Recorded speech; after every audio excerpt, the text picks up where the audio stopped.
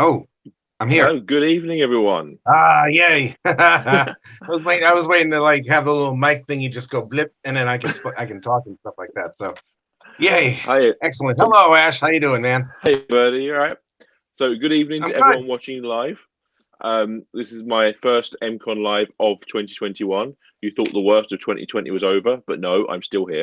So, tonight I'm with the great privilege to interview the lovely Rich Perotta in regards to his fabulous time drawing and inking and coloring Marvel and DC comics, and Mm. about his new Kickstarter, which has started and is doing very, very well.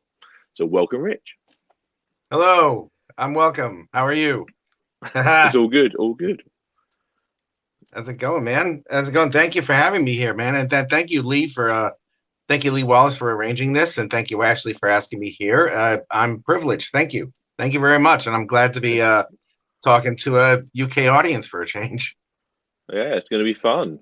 Yeah, it is And going we've to got be a couple of fun. It is going to be we've got fun. a couple of special things for everyone in watching. We've got That's two it. prizes to be won after this event. Lovely Mhm. Rich is going to be drawing a sketch of Deadpool and a sketch of Harley. That's We right. will put more information out later on how you can win one of these sketches. It will Mhm. include liking this page, like and subscribing to our YouTube channel. So like and subscribe, as the kids say these days. So Rich, Like, if you want to just talk us through the process you've already yeah. started in regards to the sketches, and then we can move forward from there. Well, the way that I have the sketches done is the way that I usually just draw whatever pages I have. It's sorry about that. I just want to get this a little more adjusted. Um, Usually I just use a blue line pencil, and I just do a rough outline of whatever the drawing is going to be. Just get the basic form down, and then I just simply just take this pencil over here. I have to get used to the camera because I'm not used to landscape orientation, and I just draw it in, and afterwards I just ink it. I mean, it just comes to me whatever the pose is going to be. So yeah, Cool, I cool. mean, I'll show later as when I turn the camera around and I start actually drawing and everything while I'm talking, you'll see how it works. Okay, and who are you going to join first for us this evening? We're gonna do Harley first because she's the one that looks a lot more cleaner than the Deadpool one that I have. So, Well, so we're Deadpool's never going been to cooked. we're gonna take the camera. If you'll bear with me a minute. Uh, let's see, camera. Okay. Facing back. Okay. Yes, here we are. And as Now, everyone can if see, you'll that's the find, basic blue lines that Rich was talking about. yes, yes, that is it. So Let's try. Don't get myself off this thing. Yeah, here I am. I got a perfect. little nervous. I thought I was going to shut everything off or something. All right, there we Um, are. so as Okay, Rich is working, we are going to go through his time in the industry and things he's learned and where he's going to go from now. So, okay. All right, by Rich, all means, let's do this. so as we're starting, how did you start in this industry? What was it that started you wanting to draw, wanting to make it a career? Well, I'm a very fortunate person. I knew what I wanted to do when I was about 4 or 5 years old. I mean, I knew it immediately. I was living in Brooklyn, New York City. I was all of age 4, and one day my father decided to bring home just to keep me occupied. I think a Firestorm comic book. Firestorm from DC Comics and stuff like that, right? So Yeah. anyway, it was I think it was like an annual or something, or like one of those triple sized books, like 80 pages, because it had a Firestorm story, it had a Captain Marvel story, like Shazam, whatever that guy's name is. So anyway, I'm looking through it, and then for no apparent reason whatsoever, I just decided I took out a sheet of paper, and then I decided to copy the drawings in the comic books themselves, and I came pretty close to doing it. And at the same time, also, my father also brought home a Super Friends coloring book, another DC thing. So Okay. I had the crayons, and not only did I color within the lines, but I also added shading and perspective. And I'm age 4 at this point. So So yeah, I figured, it's you a know great what? I achievement. think I'm going to do this for a while. So I did. Throughout high school, I was like the artist guy. and always had a lot of fun. Always had a lot of fun doing it. And when I was in uni, I was how old was I? I think I was like 18, 19, just graduated. And what I did was I was going to school in Brooklyn of all places. And my grade advisor over there in New York City College of Technology, he saw the drawings that I was doing, and he asked me if I wanted to do an internship at Marvel, and I was like, nah, not really. I'm too old for that stuff. All of 18, 19, and here I am. Yeah, I'm too old for comics. Whatever. Anyway, so what happens is that he says to me, well, you're going to need it anyway, and I go, why is that? And he goes, well, it's a college requirement. You need it to graduate. And I'm like, all right, fine, whatever. So he sets up an interview with me over at the offices at Marvel Comics. And I'm like, all right, whatever. As soon as I walk in, I'm a kid again. And I was like, wow, I can't believe I'm here with Marvel Comics. This is nuts. And it was great. So as soon as I got the interview, I was an intern for the X-Men office for a couple of months. And then when that finished, I worked on staff at Marvel for about a year and a half. And then in like mid 1995, I left Marvel, but I became a freelance artist, which means I just essentially worked from home. And I worked from 1995 till 2004. Took a little bit of a sabbatical because I just didn't feel it anymore. It was just too much politics, too much this, that, and the other. But after 16, oh yeah, it's incredible. And after a 4-year layoff, I decided to get back into it. So I wound up working for DC Comics as the inker on Booster Gold and The Ray. Worked for them for a couple of years. And then I decided to break off on my own, working in the independent circuit. And I've had steady work every single day ever since I started. That was 2013. And now, after making sure that I knew what the hell I was doing, learning everything I needed to learn, I decided to put out my own graphic novel. And yes, and we'll be coming to that later on. And I've seen some sneak peek. Yes, it is very, very good. We'll do that later. Is there anything else you wanted to? What else did you want to ask me? I mean, what else did I say? Well, no. So the fact, so in your time at Marvel, then when you were into the X-Men studios, is there anyone you worked with? What kind of role did you do? Well, just like doing the movies, catching copy. I coordinated a lot of the original pages that came in for delivery because a lot of the artists that were working for the X-Men were, there was maybe a couple that were in the United States, but there were a bunch that were outside of the United States. So I had to make sure that a lot of those books went in. Well, the original pages went in. They would go to the Marvel bullpen for scanning. They would go for coloring. They'd get copied and sent to everybody that needed to be sent to. And really just basically a gopher, just learning a couple of things. I met all the top artists over at Marvel who were working on the X-Men books at that point, which means I met both the Kubert brothers. I never got to meet Joe Madureira when he was working on X-Men, but he didn't really work for them that long because, he takes forever. A few issues.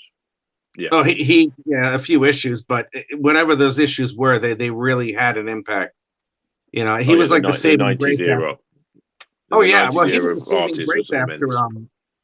He helped out the X-Men quite a bit, especially after all those guys left for Image, because I got there right maybe a year or two, not even, after they all left for Image Comics. Okay, yeah. Yeah, so that was fun.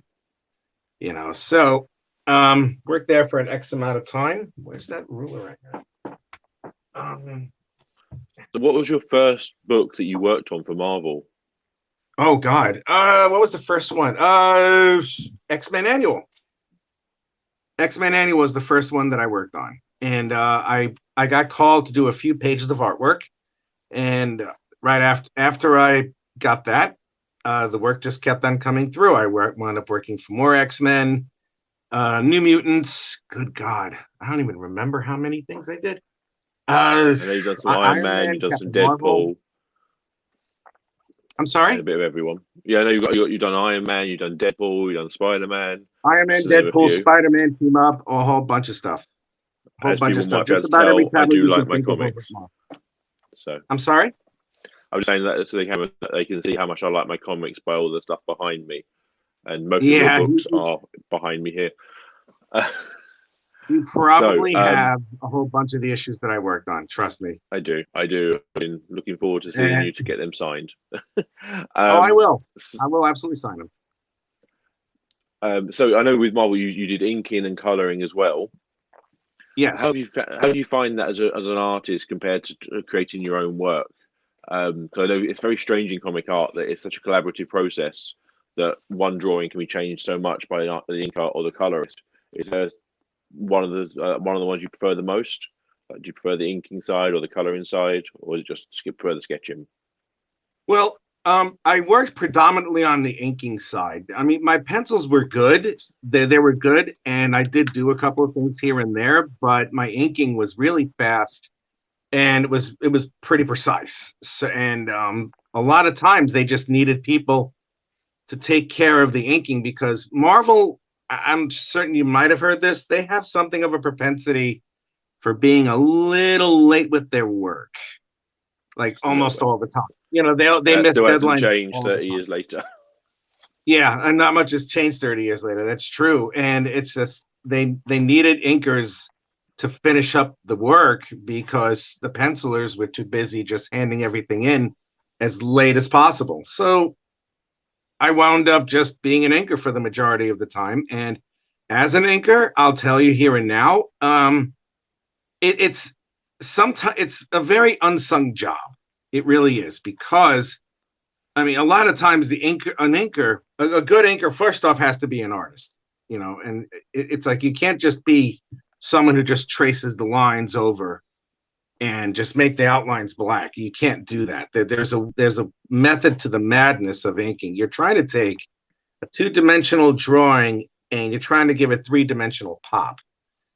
And there are times when it's like you can have a great inker and a great penciler, and when they work together, it's terrible. But you can have two people who are average in artwork when it comes to penciling and inking. But then when they come together, it's like a Reese's peanut butter cup. It's like a perfect combination. I mean, a lot of that is a catch-22 when it comes to who you work with. I've been very lucky that I've worked with a bunch of pencilers who are decent. I worked with a couple of pencilers who were great, and I worked with a couple of pencilers who were, quite frankly, divas who are not nice human beings. Yeah, But I mean that's you just the find that way in it is in the comic industry. I'm sorry. well, yeah, every industry has someone like that. Trust me. Uh, Oh yeah. No, um, they do. They do. And I mean, I laugh at them now because it's like they're just doing the same damn thing. It's just and me, I've gone much far. I've gone a lot farther than a lot of some of these guys. So I really don't care what they're doing at this point. well, hopefully you can draw feet better than some renowned artists. I Um, can, I can. I actually can draw feet. It doesn't hurt that I have a foot fetish too. But it doesn't hurt that I have a foot fetish. So it's like, yep, I can draw feet without a problem. That so, just means I like feet. yeah. There we go. Where do you go with that after hearing about a foot fetish? So tell us about how you're doing with Harley at the moment. So I'm tell us about how sorry. you're getting on with tell us about how you're getting on with Harley at the moment. Well, I'm almost done. I mean, look at that. That is nice and quick. And is it Yeah, yeah. is it trying to work out which one it's based upon? Is it more the New 52? Or, Well, it's just it's what it is. It's kind of like an amalgamation of a couple of like one of the many variations of the costume that she has. I mean, she changes costume more than she changes costume more than the Wasp did for the Avengers. that's It's true. like it's like how many more variations of like the Harley Quinn thing can you do? It's like I mean, I like the character of Harley Quinn. I do, but I think it's like I think every single girl and their cousin wanted to cosplay as her, and it's like it's a little bit too much sometimes. Because Yeah, some of there these was one breakout time, characters break out and then get a one bit too time, much. oh God, one time, man, no lie, I went to the New York Comic Con, and that was when the Suicide Squad movie came out. So it's like, of course, Daddy's Little Monster and everything. There had to have been a sea of 1,000 Daddy Little Monsters all over the damn place. I was like, you have got to be kidding me. That's just nuts. I mean, come on. It's like Be original. Be something else. I think there was like one Poison Ivy or something like that, or like one of the Powerpuff Girls or some crap like that. But everyone was a Harley Quinn. Like, I want to be Harley. I'm like, Yeah, no, it's no, been the you same don't. over here for the last few years. Oh God, I'm sorry, no offense, but it's like, no, you're not really original if you're wearing like the Harley Quinn stuff. I mean, yeah, more power to you, but if it's me, I mean, as an artist, I love cosplayers who mix it up a little bit. I mean, when you see Harley Quinn all over the place like 1,000 times, it's like, I mean, I don't, I'm not even sure what direction they even put Harley Quinn at this point. Is she a good guy now? I think I heard rumors you're joining Batman as one Oh of his new God, are you Robins or something. kidding? I'm out of the league. I'm out of it with DC lately. But yeah, I Wait heard a someone minute. that she was joining the Bat family or something. What? How? What? Bat Family? She helped the Joker kill people, and now she's part of the Bat Family. What? Ugh. Oh my God. Okay. Well, you know what? I don't make the comics. I don't write those particular ones. If I did, that wouldn't happen. So there you go, Harley Quinn. Ta-da. That all done. Wow. Yeah, it's all done. There you go. Look, I'll Wow. just put it See, that way. I forget how fast you can do these sketches these days. But So yeah, yeah, these so are that's the easy. first sketch done. That one of our one. Yeah, I've done this a while. I forgot how to speak English. So this is the first sketch of the evening that's been completed by Rich. We will be Ta-da. taking a winner from people who subscribe to the YouTube channel. In a minute, which we'll get onto the next one, which will be Deadpool, because we have to have one for Marvel and one for DC, because One for Marvel, one for DC. Ta-da. otherwise people Deadpool. will Here argue. we go. Okay, so Okay. focus on your Marvel time for a little bit longer. Did you ever get to meet Stan Lee, or did you ever get to meet any of the legendary level workers? Um, I worked with Bob Harris, who was Nice. recently let go by DC Comics. He was the editor in chief there. I worked with Bob Harris. He was the main editor he was the editor of the X-Men office. Yeah. And he kind of reminded me a little bit he kind of reminded me of Robert Downey Jr. a little bit. He had the same hair, the same intensity and stuff like that. He was a decent guy. He was a decent guy. I didn't really gel with him, like talk to him too much, but I've seen him in action, and he took on a lot of stuff with the X-Men office, especially when, after the big fire and after like the big layoff of everybody over at Marvel in January of '95. He had to coordinate a lot of stuff. I there was him, as I mentioned before. There were both Adam and Andy Kubert. One of them was on X-Men, the other one was on Wolverine, and that they were spectacular. I met Lee Weeks. Yeah. Oh God, I love Lee Weeks, and I first fell in love with Lee Weeks' artwork when I read Magnus Robot Fire versus Predator. Oh God, that's an old one. That one's a long time ago, man. It really is. And So I met a whole bunch of people there. I met the person who wound up tutoring me as an inker and as an artist. My dear friend Keith Williams, who really I wouldn't have a career if it wasn't for him. He helped me out with a lot of things, and nothing but props and respect for this man. I love him like a father. that's lovely. He taught me everything that you're seeing. He taught me. He taught me.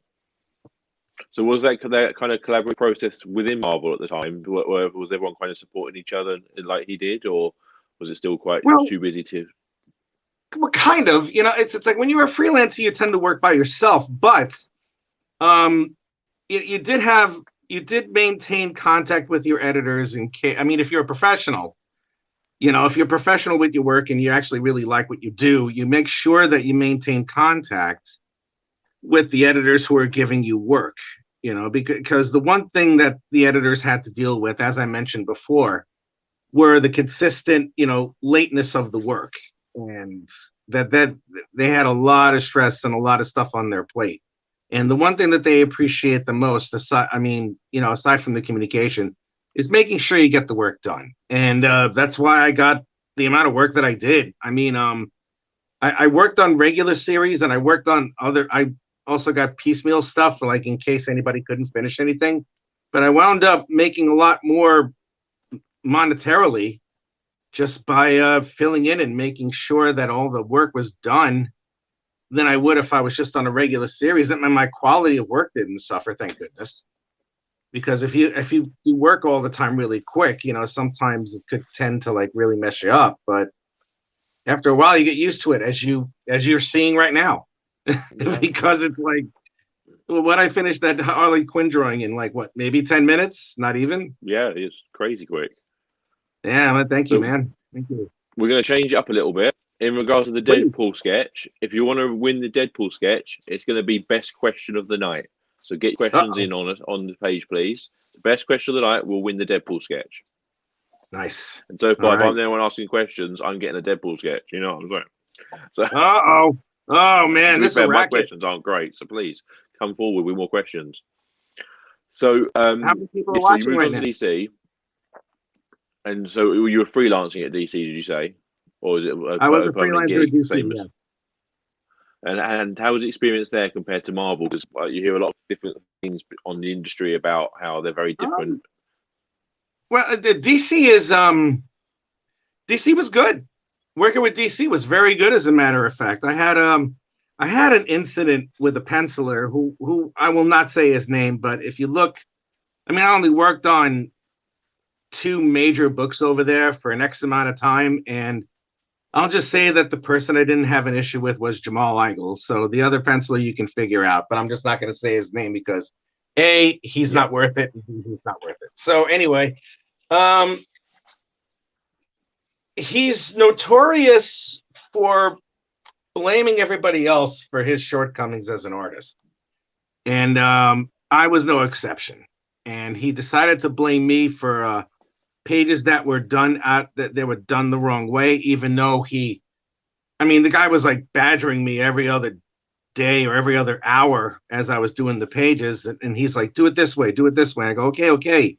All right, fine. And he wasn't like that before because I worked with him previously.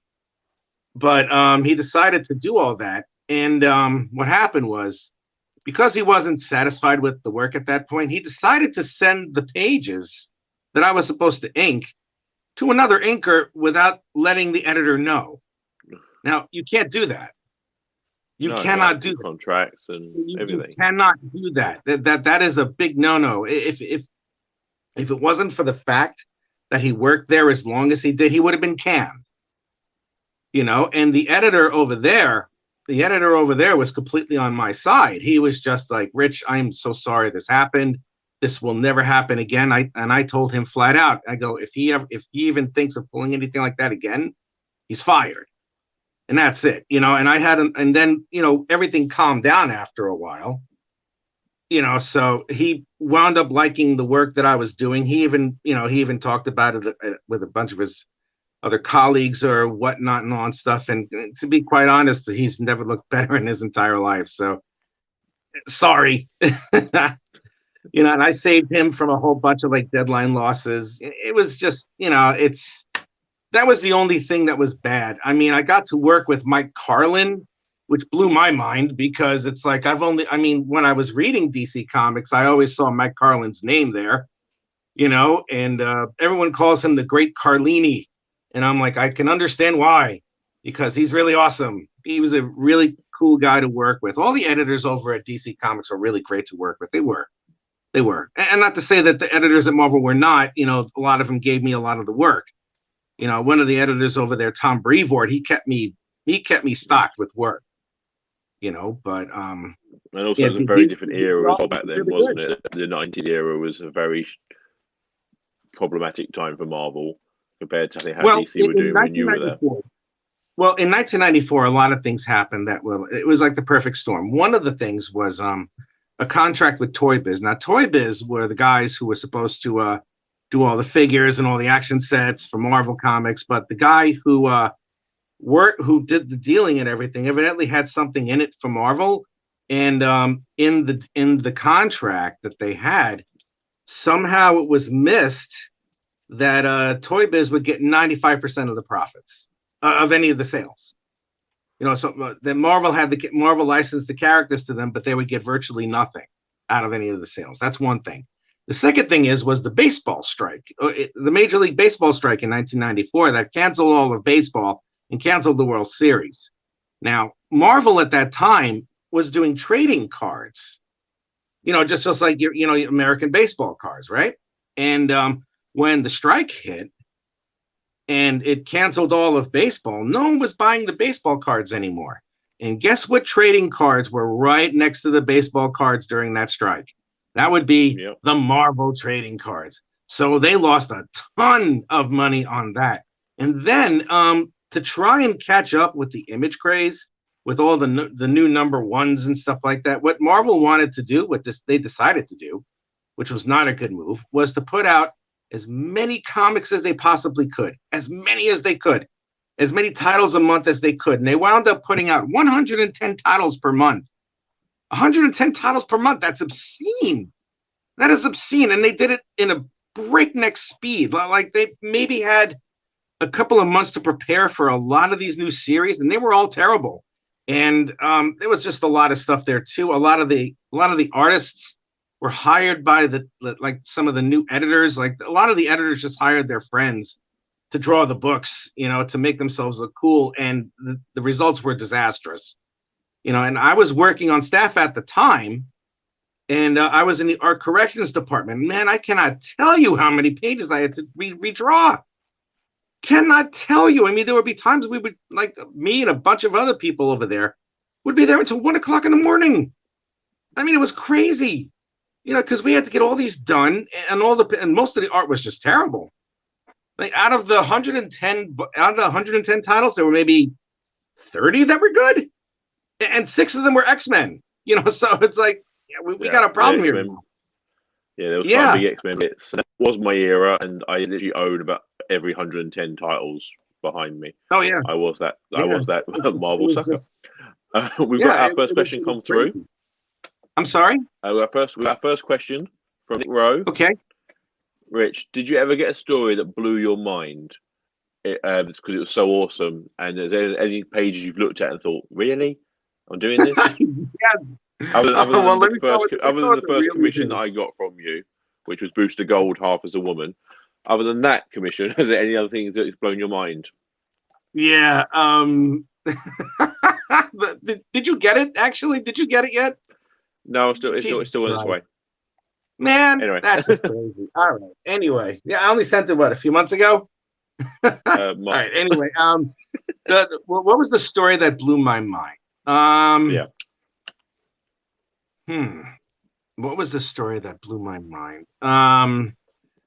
I think it was. Oh God. Booster Gold were a bit random. There was one that there was one where I think I did one where the Vision was killed.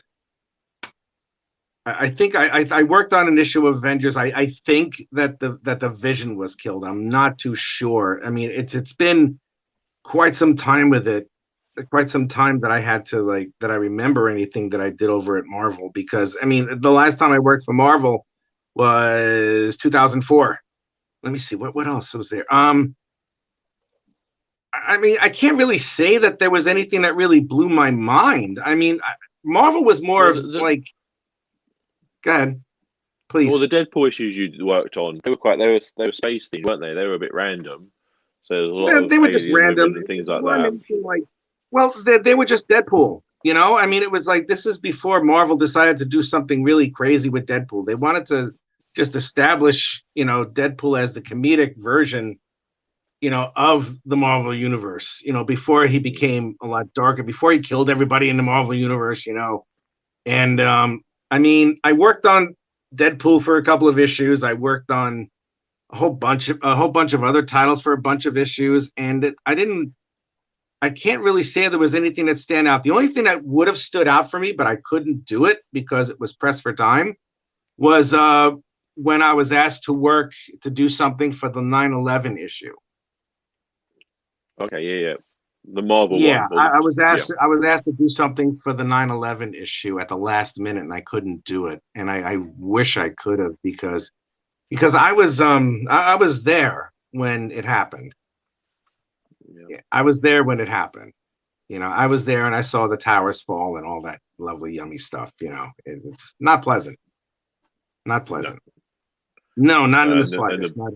And the book they put out was really well done. It was, for how quick they got it out as well. It was very well made. Well, a lot of people dropped everything, but I had this thing that I had to take care of this deadline. Because the book was already the book that I was working on was already 4 weeks late, and it needed to be taken care of. And they said they were going to save me a spot on there, but we never got around to it. So it's one of my regrets that I have. But there's that. And the really part was I had to ink a page that looked like it was drawn in crayon, like literal crayon. Literal crayon. Okay. Travis Beth is asking that was quite question. difficult. I'm sorry? Was that quite difficult because of the texture? It was very difficult because it was very difficult. Now I'll tell you why. Because the drawing itself was really sloppy. The drawing itself was the penciling that was done for it was really, really sloppy. And I don't know how it passed, but it passed the editorial offices, and it went right down to where we were in the art corrections department. And I'm just looking at this thing, and I go to my boss, Steve Geiger, at that time, and I was just like, Steve, what is this? And he's like, did they just give that to you? And I go, this is real shit. Pardon my language. This is real crap. Really, this is an actual page? And he's like, Rich, just take care of it. We'll handle it. Don't worry about it. We'll handle it. And so I did it. I took care of it, but then my boss did something. My boss, Steve, did something really cool. He got me top freelance rate for that page because I had to essentially redraw that page. So I got paid like 3 or 4 times what I would usually get if I just did a regular freelance page. That was nice of him to do that. Yeah, I was happy about that. We've got our next question from Travis. Yes. Hey, Rich. Travis, what's your favorite comic book character? Well, my favorite comic character. Well, I have a couple. One of them is Nightcrawler from the X-Men, and the other one is honestly the other one. One of my other favorites, because I have a whole bunch of favorites, especially the one that I'm working on. That's my absolute favorite. But one of my other favorites happens to be it's funny you asked that. Happens to be this character called Grin. All right, I'm working on this indie book, and it's called Lap of the Gods. And the main character, he's called Grin. He's this really nasty barbarian, and he just kills everything. And I'm really happy that I'm working on it because it really lets me just cut loose and do all sorts of crazy stuff. But as far as Marvel is concerned, it's Nightcrawler. And for DC Comics, God, I don't. Lobo. Yep. I love Lobo because he's just a crazy killing thing. He's just awesome. Really, I mean, I love the way that it's just. Sometimes when DC Comics lets loose and really lets it rip, it really has. I really have a lot of fun with characters like that. The ones where it's like, don't hold back, just do what you want to do, express it how you want to express it, and man, do I ever. Oh, boy. So are you still an avid reader of the comics, or are you a bit behind the days? No, I'm not. I have to admit I'm not. And the primary reason why is because I draw them all day. I'm like, I don't want to read anything else. It's like, I mean, for one thing, I'm too busy with my own thing, which I'm thinking we'll talk about at some point. But I'm busy with my own thing, and I'm working on other stuff and other books, and I'm doing podcasts. It's like, and quite frankly, other artists really don't interest me because I'm not so much that they're my direct competition, but I'm too busy worrying about how well I'm going to tell a story instead of how another story is going to look. So I mean, for me, it's just. I don't really read. I mean, once in a while I may, but not all that much. I mean, the only one that I've read lately was Saga. That's about it. Saga, and I think another one. I'm not too sure. But that's pretty much it as far as that's concerned. Here you go, another Deadpool drawing. Ta-da! Look at that Cool, cool, nastiness. cool. So we're just getting some more Woo! questions coming through as well. That's very awesome. Rich, who is your favorite artist? Me. No. That's not true. Well, yeah, but no, I'm not that much of a narcissist. Paul Smith. Paul Smith. Paul Smith. Paul But Smith. is there a favorite? Is there a Doctor favorite Strange. writer that you have? Do I have a favorite writer? Yeah. Oh, Chris Claremont. Chris Claremont. Yep. Chris Claremont. Oh my goodness gracious me. Prolific writer. Prolific. I mean, I'm so. I mean, he wrote for X-Men for what was it, 17 years, Well, and then he got every now back and on a again. couple of other things too. Chris Claremont, absolutely. Him and John Byrne were a lethal combination. I mean, John Byrne knew exactly what Chris Claremont wanted to put down on the pages, and it was a match made in heaven, true match made in heaven. But I mean, I love John Byrne, of course. You know, he's one of the classics, one of the best in the industry. Period. Him, George Perez, you know, Steve Ditko. You know, you can't deny him with Spider-Man. You know, Kurt Swan, Gil Kane, all those classic guys. I love them forever. But my favorite and my inspiration is Paul Smith. He had a short run on the X-Men and Doctor Strange, but his storytelling is what I love the most, more than his anatomy. I love his storytelling, and that inspired me to put a storytelling focus on my artwork instead of just all the glitzy, glamoury like poses and everything. I mean, what you're seeing, what everybody in this audience is seeing right now, is something that I just don't do unless I'm like asked to do a commission. Because I never do stuff like this really, because I'm too busy trying to make sure that I tell a good story, and that's my goal in my life to when I draw comic books is to tell a good story. That's all I want to do. Another question from Nick. Have you worked with any British comic artists? Alan Davis, anyone, Gene Delano? No, I wish. I love Alan Davis. Alan Moore. I have his book. I have Alan Moore's book on how to write properly, and I hope I don't butcher anything that I write, and I hope he doesn't. I don't know if he reads anything. If he ever read anything that I wrote, I'd fully expect to get completely destroyed by someone who wrote The Watchmen. I mean, goodness sake, he's you've had so quite a damn famous good. fan. You've had quite a famous fan come out online lately for you, haven't you? I'm sorry. Oh yeah. That was fun. Kevin Smith. Kevin Smith thinks my work is insane. I did an indie graphic novel called Pandemic. Can I say the name of the writer who wrote it? Yeah. Oh yeah. The person, his name is Nick Gavecci, and he's from the Kansas City area in the United States. And he asked me to do this thing called Pandemic. You know, it was like all the rage of COVID-19 and the Trump administration and how it's this, that, and the other. And it turns out that Nick is also an actor, and he is going to be starring in the next Clerks movie with Kevin Smith. And I didn't know that he was going to do this, but he showed the book to Kevin Smith, and even though he didn't mention me in my name, he said the art was insane. The art's really amazing. You really need to pick up this book. And then my wife, she decided to tweet to Kevin Smith, this amazing work that you love so much is from my husband. And he's like, all right, cool. So Kevin Smith knows who I am. And I'm like, wow, okay, cool. I mean, I don't know if I'm ever going to meet him or anything, but still, it's really awesome. It really is. It's nice to have your work recognized for what it is. Definitely. And talking of your art, I know you really, really, really want us to talk about your lovely project that you've got coming up.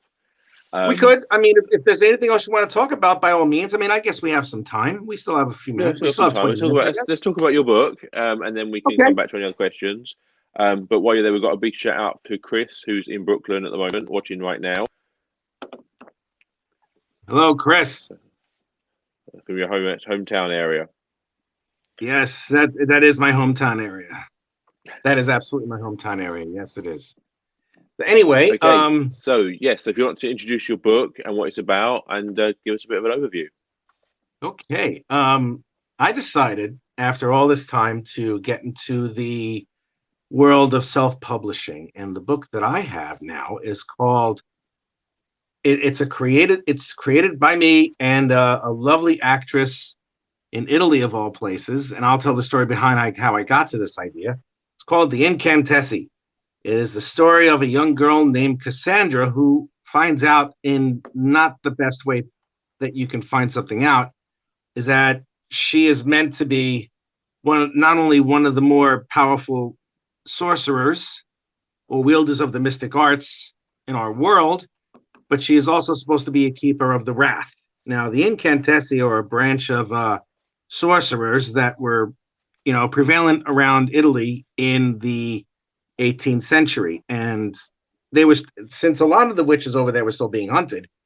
Some of them broke off and decided to defend themselves, but a whole bunch of them got really, really bloodthirsty, and they changed their names and they decided to become the Wrath instead of the Incantessi.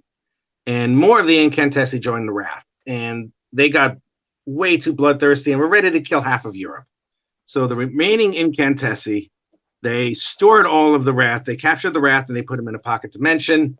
And from then on, every single last member, there was one member of the Incantessi from then on. It was just passed on from generation to generation.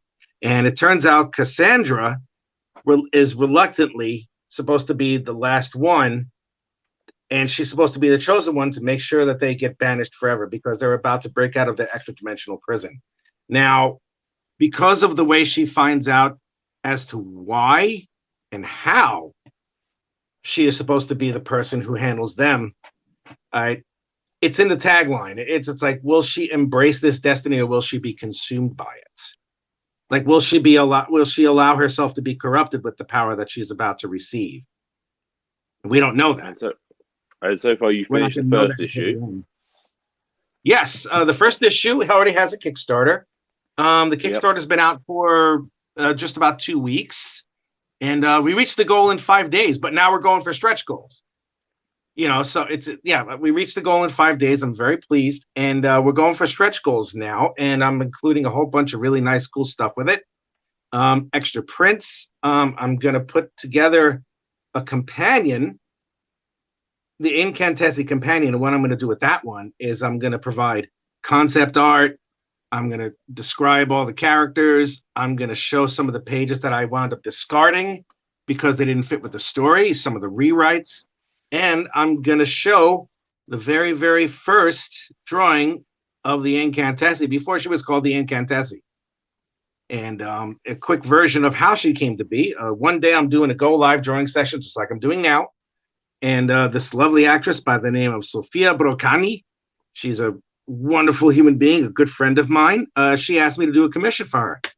And I was like, okay, what would you like me to do? And she's like, I want to be a superhero. I go, okay, what kind of superhero do you want to be? And she goes, I want to be like a sorceress. I want to have like magic powers. I'm like, oh, okay. So what I did was I decided to draw her because she's an actress, but she also does dancing a bit. So I decided to have her pose in a certain way. And I drew her as a superpowered sorceress, whatever. I didn't think of it. 2 months later, I decided that I want to go into like the, I'm just going to go back to this for a second. I decided to go into the self-publishing thing for a minute. And I didn't want to use any of my characters because I realized that they stunk. Some of the characters that I made when I was a kid, because they were really dated. It's like 90s crap, like super extreme death machines. I was like, forget it. I can't do this. So anyway, I'm looking under a pile of papers, and I come across her commission. And then all of a sudden, the story just unfolded. It just happened. So I was overwhelmed and blown away by the things that were just coming to my head. So I messaged her. I go, Sophia, is there any way that I can use your likeness for this comic? Because it was her likeness that really sold it for me. Yeah. She was like, absolutely. So I was like, yay, great. And I think you have the digital copy, and you've seen what the art is like. Yep. And I've seen the art. Like. I've read the first issue. It's very good. It's very different as well from what you're doing now because it's all digital. Do you find working digitally, it's more freeing? I'm working digitally for most of it. I worked digitally for most of it. There were some pages that I drew traditionally, and then I scanned, and then I put into the computer to be digitally inked, because there were going to be some of the pages that I wanted to keep, just as tradition. So it's like either I can possibly sell them a little bit later down the road, or B, hang them up for myself, and it turns out Yeah, it's quite an achievement. I actually added them for rewards now, because there's 4 pages that I've chosen so far, that are now in the rewards area of the Kickstarter. So there's that. We've got a comment from Nick Rowe. Really looking forward to reading it. From what you've seen online so far, he's loving the pacing and your true visual storytelling. Great work. Yes. Thank you. Yeah, man. It's like I said before, I studied film. I didn't study like how to draw comics the Marvel way or anything like that. I studied film. I studied film, camera movement, storytelling, how to make sure that a story flows properly, what angles, what visual cues that I would have, how to focus on an object without bringing it closer, all sorts of stuff. The rule of 3 I've learned. I mean, so many things. It's like I have favorite film directors more than I have favorite comic book artists these days. I mean, it's like my inspiration is Michael Mann, Steven Soderbergh, even Michael Bay, if you believe that one, with the explosions and everything, all the Bay explosions, those are fun. So yeah, it's like I wanted to make sure that I was a good storyteller instead of someone who could just do flashy art. Because with all due respect to anybody, I'm sure that they can do decent storytelling as well.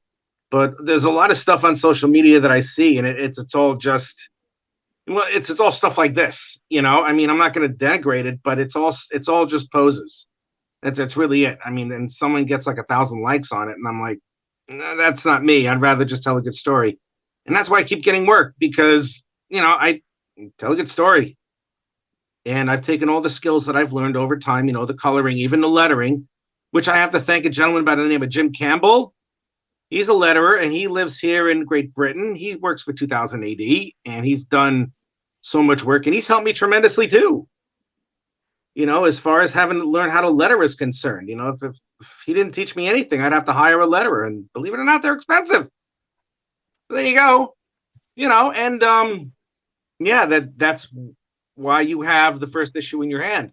And the second issue, yeah. I've already started on a bunch of pages for the second issue. I'm already 7 pages in, so it's before even the middle of February. So I'm absolutely going to finish the next issue as soon as possible. It's most likely going to be in May, and I'm going to put up another Kickstarter for that one sometime in May as well. So issue 2 will come out June 1st.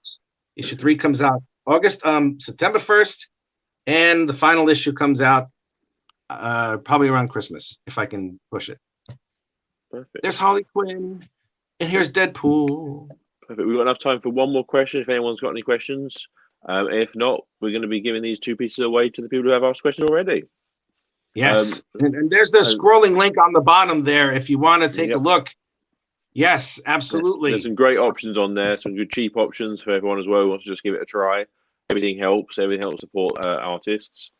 Yes, please. That would be really great. I'd be really grateful. Thank you. And we already, and like I said, we already reached the stretch goal of 1,500. So I already have another book that's going to be coming to anybody who does any physical backings. Not the digital ones, unfortunately, but like the physical backing. You get that copy free of charge. It's no extra money on your end. You get an extra book. Anybody who donates, anybody who decides to back it gets 2 books instead of 1. You get the actual issue, and you get the companion that goes with it.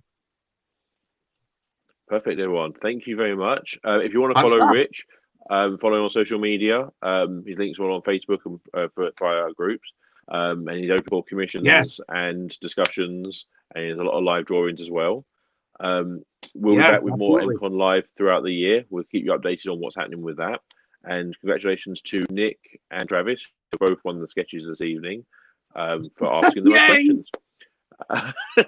Thank you. So thank you very much for being with us, Rich. And thanks everyone else for joining us this evening. Ashley, I cannot thank you enough. I really cannot thank you enough. It's an honor to do this. It's an honor to be associated with MCon in any way. You know, I thank you. Thank you so very much. Thank you for having me here. Ta-da. So yes, I'm even going to ink these, you know, privately, or maybe I'll do these live. And anybody who decides to send me a friend request and decides they want to watch it, you know, my go lives are public, and stop by if you want and say hello. And we'll be passing through the details of the winners to Rich to get them posted out to you as soon as they're ready. Please do, man. Thank you so much. I appreciate you, man. Thank you so much, Ashley. I really do. Thanks. Thank you. Perfect. Thanks, everyone, and we'll catch you all soon. And remember to like, subscribe, love our Facebook page, share the love, and hopefully we'll be back some point in August for the event that's been rebooked. So it's the weekend of the 25th of August, which I'm hoping is correct. That's from memory. Thanks. Send me a table. I want to go. Send me a table. I'll see you guys later. Have a good one, man. Take care. You too, buddy. Bye.